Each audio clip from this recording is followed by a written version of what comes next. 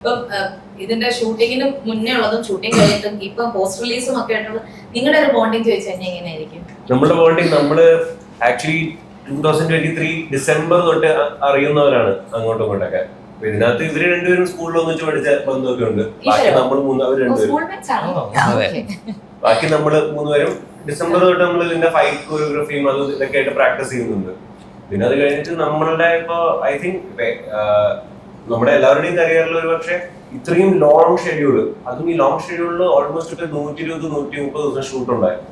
അതിനകത്ത് ഒരു 80-90% നമ്മൾ എല്ലാവരും ഉണ്ടായിരുന്നു. ഇത്രയും ഡേയ്സ് കണ്ടിന്യൂസ്ലി സെറ്റിൽ എല്ലാ ദിവസവും എണീറ്റ് നമ്മൾ തന്നെയാണ് ഇന്ററാക്ട് ചെയ്യുന്നതും കാണുന്നതും. അങ്ങനത്തെ എക്സ്പീരിയൻസ് ഇതുവരെ ഉണ്ടായി കാണുന്നില്ല.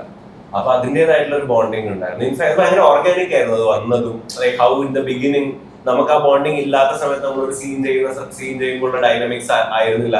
ഓവർ ടൈം നമ്മൾ ആ ബോണ്ട് ഉണ്ടായി കഴിഞ്ഞിട്ട് ചെയ്യുന്ന സമയത്ത് നമ്മൾ അങ്ങോട്ടും ഇങ്ങോട്ടും കുറെ അറിയാൻ പറ്റും. ഇപ്പൊ ഞാനൊരു സാധനം ചെയ്യുന്ന സമയത്ത് എന്തായിരിക്കും സഞ്ജു അവിടെ ചെയ്യാൻ പോകുന്ന ശ്രീനാഥ്, അവർ ചിലപ്പോൾ ഭയങ്കര സർപ്രൈസ് ചെയ്ത്, പക്ഷെ എന്നാലും പ്രഡിക്റ്റബിലിറ്റി. അപ്പൊ ഇതൊരു ഭയങ്കര ഓർഗാനിക് ബ്യൂട്ടിഫുൾ ആയിട്ടൊരു സംഭവമായി മാറും.